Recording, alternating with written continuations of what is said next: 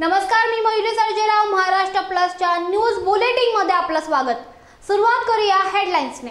चंद्रपुरातील वृक्ष लागवड भ्रष्टाचार प्रकरणाने घेतले नवीन वळण. भ्रष्टाचार उघड करणाऱ्या बेलेंवरच भ्रष्टाचाराचे आरोप. उत्तराखंडामध्ये भाविकांची बस दरीत कोसळली.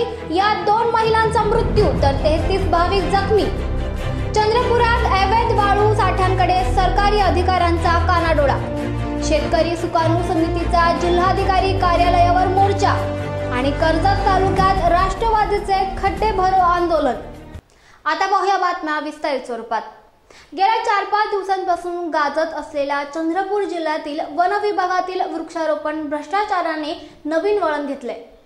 वन विभागातील वृक्षारोपण घोटाळा माहिती अधिकारातून समोर आणणारे राजेश बेले स्वतः भ्रष्ट असल्याचा दावा भाजपाच्या नगरसेविका छबुताई बैरागडे यांनी सोशल मीडियाद्वारे केलाय. या प्रकरणी आमच्या प्रतिनिधीने नगरसेविका छबुताई बैरागडे यांच्याशी संवाद साधण्याचा प्रयत्न केला असता त्यांनी कोणतीही प्रतिक्रिया देण्यास नकार दिलाय. छबुताई बैरागडे यांनी त्यांच्या प्रभागात काही दिवसांपूर्वी 30 ते 40 रोपटे लावले होते. मात्र त्यांपैकी 10 ते 12 रोपटे जिवंत असल्याचा दावा राजेश बेले यांनी केला. वृक्ष लागवड झाली. त्या वृक्ष लागवडीच्या अंतर्गत चंद्रपूर जिल्ह्यामध्ये वृक्ष लागवड घोटाळा उघडकीस करण्याकरिता महाराष्ट्र प्लसनी बातमी लावलेली होती. त्या बातमीच्या अंतर्गत चंद्रपूर नायक ह्या व्हॉट्सअप ग्रुपवरती काही कमेंट्स वार्ड क्रमांक जटपुरा प्रभाग क्रमांक 7 ची नगरसेविका छबुताई बैरागडे हे बीजेपीची नगरसेविका आहे. तिने माझ्यावरती आरोप लावले.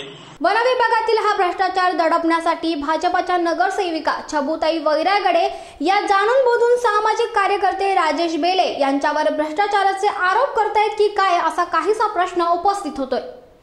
उत्तराखंडामधील बद्रीनाथचे दर्शन घेऊन परतणाऱ्या औरंगाबाद जिल्ह्यातील फुलंबी तालुक्यातील भाविकांवर काळाने घाला घातलाय. उत्तराखंडच्या चामोली जिल्ह्यात बद्रीनाथ महामार्गावर या भाविकांची खासगी बस दरीत कोसळली आणि या घटनेत 2 महिलांचा मृत्यू झाला तर 33 भाविक जखमी झाले. मृतांमध्ये ठगणाबाई अवचितराव साबळे आणि भागाबाई तुळशीराम साबळे या महिला भाविकांचा समावेश असून त्या फुलंबी तालुक्यातील पाडळी गावच्या रहिवाशी होते.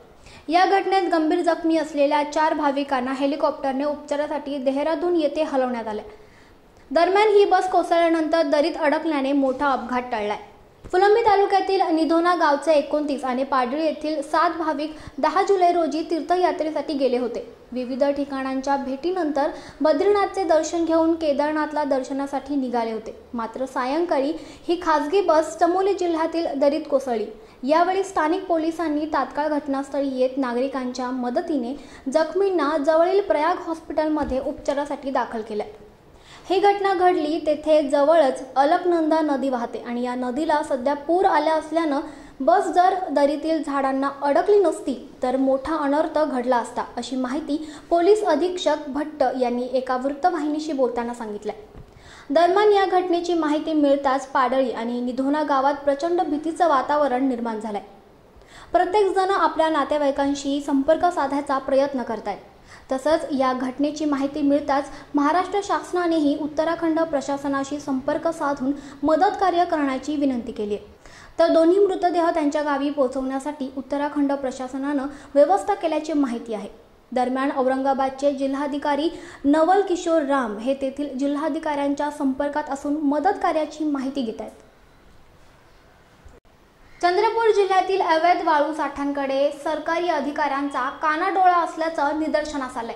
20 जुलै रोजी महाराष्ट्र प्लसने वाळू माफिया विरोधात बातमी प्रसारित केली होती.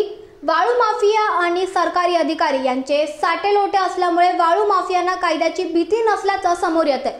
चंद्रपूर शहरात ठिकठिकाणी अवैधरित्या वाळूचे ढीग साठवून ठेवल्याचं दिसतंय. खनिकर्म विभाग तसंच महसूल विभागाकडून या वाळू कंत्राटदारांना कंत्राट देताना वाळू साठवून ठेवणे कायद्याने गुन्हा असल्याची सूचना दिली जाते. परंतु या सूचनेकडे कानाडोळा करत कंत्राटदार हजारो ब्रास वाळू साठवून ठेवतात आणि जास्त दराने विकतात. विशेष म्हणजे ही वाळू जिल्हाधिकारी आणि उपविभागीय अधिकारी यांच्या रोजच्या येण्याजाण्याच्या रस्त्यावर साठवून ठेवलेली असून सुद्धा अधिकारी याकडे दुर्लक्ष करताना दिसतात. एकंदरीतच पाहता जिल्हा प्रशासन ही या वाळू माफियांना पाठीशी घालते की काय, असाच काहीसा प्रश्न उपस्थित होतोय. आता तरी महसूल मंत्रालय जिल्हा प्रशासनावर कारवाई करेल का हे पाहणं औत्सुक्याचं ठरणार आहे. सोलापूरमध्ये शेतकरी सुकाणू समितीने जिल्हाधिकारी कार्यालयावर मोर्चा काढलाय। शेतीसाठी भांडवल पुरवणे म्हणजे आपण काहीतरी उपकार करतो आहे असा गैरसमज नोकरशहा आणि राज्यकर्त्यांना होत आहे। याचा बिमोड करण्यासाठी सुकाणू समितीने सोलापूर जिल्हाधिकारी कार्यालयावर मोर्चा काढलाय। अपुरा आणि अनियमित पत पुरवठा, नुकसान भरपाई नाही, विम्याची, विजेची आणि पाण्याची हमी नाही, त्यावर दुबार पेरणीचं संकट, यामुळे शेती व्यवसाय लोप पावत चाललाय। पुरेसा पत पुरवठा न करणाऱ्या आणि विम्याचे कवच न देणाऱ्या या सरकारने शेतमालाचा भाव पाडण्यासाठी आंतरराष्ट्रीय बाजारपेठेतील स्वस्त शेतमाल आयात करून स्थानिक बाजारपेठेतील शेतमालाचा भाव पाडण्याचा सरकारचा हा प्रयत्न आहे। तसेच भारतातील उत्पादित शेतमालाला इतर जगात भाव असतानाही त्यावर अवाजवी निर्यात शुल्क लादल्यामुळे शेतकऱ्यांचा जीव घुटमळतोय। सरकारच्या या मनमानी कारभाराविरोधात आणि शेतकऱ्यांची संपूर्ण कर्जमाफी व्हावी तसंच शेतकऱ्यांच्या विविध मागण्यांसाठी शुक्रवारी किसान क्रांती संघटना आणि शेतकरी सुकाणू समितीने सोलापूर जिल्हाधिकारी कार्यालयावर मोर्चा काढलाय। शेतीमालाला रास्त भाव दिला नाही, त्यामुळे हे कर्ज झालं। या कर्जाला कंटाळून आम्ही आत्महत्या करतो। सरकारने संपूर्ण शेतकऱ्यांची संपूर्ण कर्जमुक्ती केल्याशिवाय आता हा लढा थांबणार नाही आणि यापुढे कर्ज होऊ नये म्हणून स्वामीनाथन समितीच्या शिफारशीप्रमाणे उत्पादन खर्च अधिक 50% नफा असा भाव घेतल्याशिवाय हे आंदोलन आता थांबणार नाही। आरपारची लढाई आता सुरू झालेली आहे, हे लक्षात घ्यावं। एकतर्फी आता दंगलची सरकारने आमच्या हत्या केल्या, आता आम्ही असं आत्महत्या करणार नाही। ही पाळी ज्यांनी आमच्यावर आणली त्यांची हत्या करायला आता आम्ही मागेपुढे पाहणार नाही। महाराष्ट्रातील शेतकरी सरकारवर संतापला असून संपूर्ण कर्जमाफी आणि सर्व मागण्या मान्य न झाल्यास 23 जुलै रोजी भव्य मोर्चा काढणार असल्याची प्रतिक्रिया शेतकरी संघटनेचे नेते आणि सुकाणू समितीच्या सदस्यांनी दिली आहे। या मोर्चाला डॉक्टर अजित नवले, डॉक्टर अशोक ढवळे, संजय पाटील, रोहिदास धुमाळ, गणेश कदम, करण गायकर, गणेश जगताप यांच्यासह शेतकरी वर्ग मोठ्या संख्येने उपस्थित होते। कर्जत तालुक्यात राष्ट्रवादीच्या वतीने खड्डे भरो आंदोलन करण्यात आले। रायगड जिल्ह्यातील कर्जत तालुक्यातील सर्वच रस्त्यांची दयनीय अवस्था झाली आहे, मात्र शासकीय स्तरांवर याची कुठलीही दखल घेतली जात नसल्यानं राष्ट्रवादी काँग्रेस पक्षाच्या वतीनं आमदार सुरेश लाड यांच्या नेतृत्वात थाळीनाद आणि खड्डे भरो आंदोलन करून सरकारचा निषेध करण्यात आला। यावेळी कर्जतमधील 4 फाटा ते चौक या रस्त्यावरील खड्डे बुजवत अनोखे आंदोलन केले। प्रसंगी आमदार सुरेश लाड, कर्जत राष्ट्रवादीचे तालुका अध्यक्ष अशोक भोपतराव, जिल्हा परिषद सदस्य सुधाकर घारे आदींसह मोठ्या संख्येने कार्यकर्ते उपस्थित होते। गेल्या 1 वर्षापासून या रस्त्यांवरती खड्डे पडलेले आहेत। गेल्या वर्षी सुद्धा आपण जे खड्डे पडले होते त्या खड्ड्याचं खड्डे पूजन करून शासनाला त्याची दखल घेण्याकरता विनंती वेळोवेळी करत आलेलो आहोत।